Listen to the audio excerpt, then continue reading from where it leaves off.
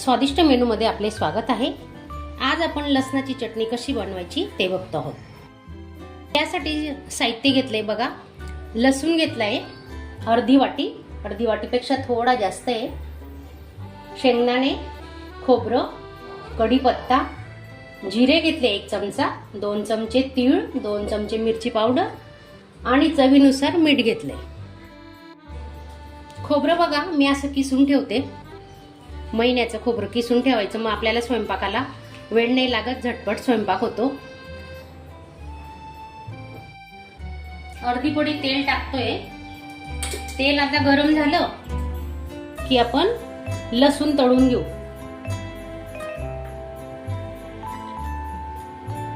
लसूण का तळून घ्यायचे की त्याचा आतला जो ओलेपणा असतो ना तो जातो आणि चटणी आपली चांगली टिकते, म्हणून लसूण आपण चांगला तळून घेऊ। आपण आता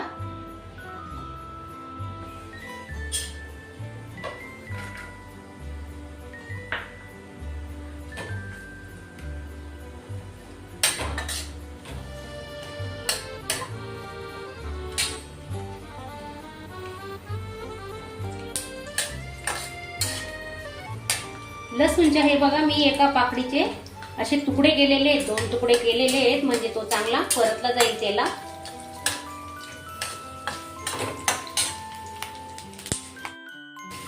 हे बघा लसूण आहे ना असा मधून कापून घ्यायचा।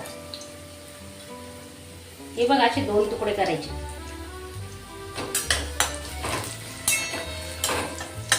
चांगला सोनेरी रंग येईपर्यंत आपण परतून घेतोय। हे पहा लसणाचा कलर बदललेला आहे, पहा छान सोनेरी कलर आलेला आहे। आपण आता हा लसूण काढून घेतोय।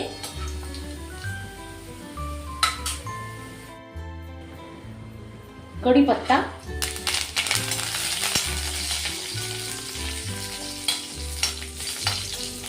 कढीपत्ता आवर्जून वापरा, शरीरासाठी खूप चांगला असतो।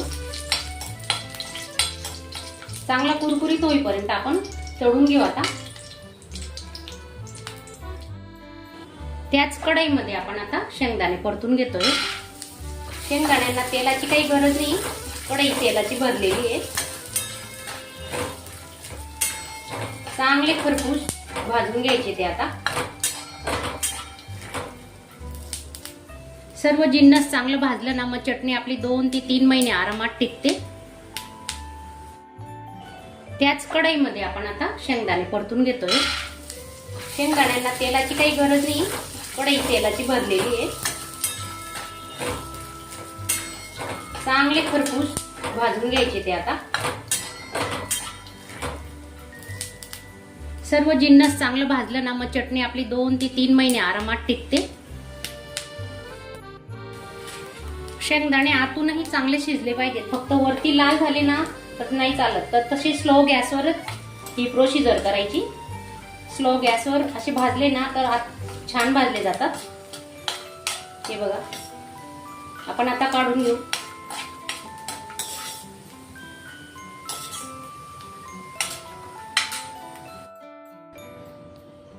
खोबरं भाजून घेतोय।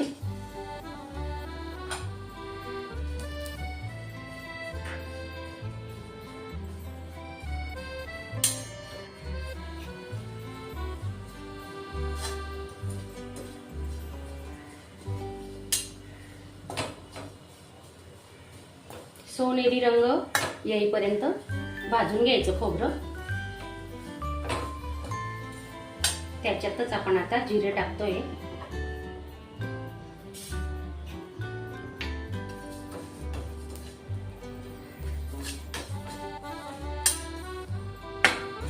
गॅस स्लो ठेवलेला आहे, करपू नये म्हणून गॅस स्लोच ठेवायचा। तीळ,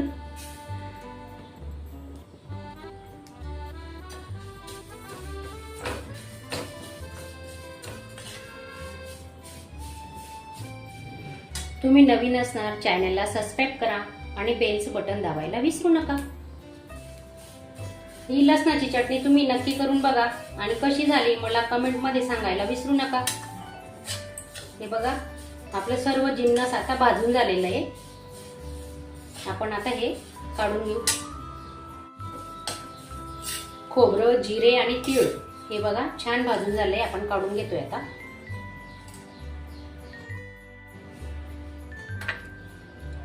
लसूण टाकून घेतोय आपण आता. हे बघा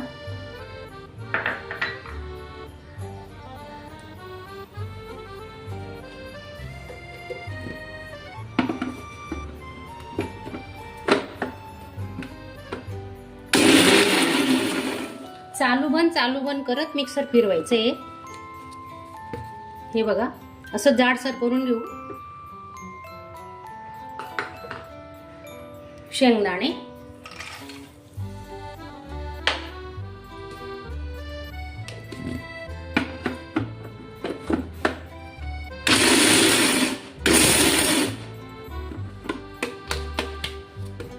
हे बघा असं जाडसरच ठेवायचं आहे. अजून आपण फिरवणार आहेत. थंड झाल्यावरच हे मिक्सरला लावायचं. खोबरे, तीळ आणि जिरे,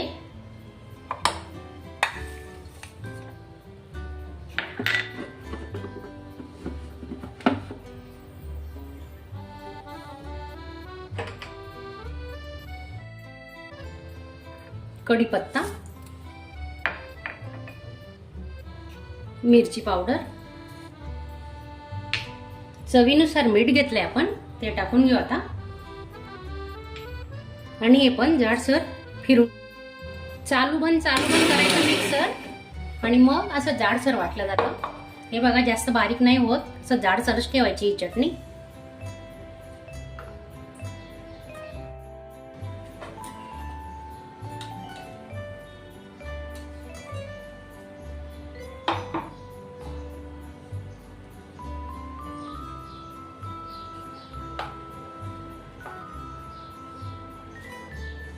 तुम्ही प्रवासात जाणार असाल तर 2-3 दिवस आरामात प्रवासात ही चटणी चांगली टिकते. पुऱ्या, चपाती, भाकरी याच्यासोबत तुम्ही खाऊ शकता.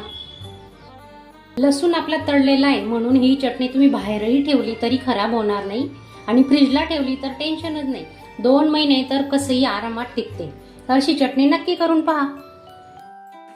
अशा चमचमीत झणझणीत रेसिपी पाहण्यासाठी स्वादिष्ट मेनू चॅनलला सबस्क्राईब करा आणि बेल आयकॉनवर क्लिक करा.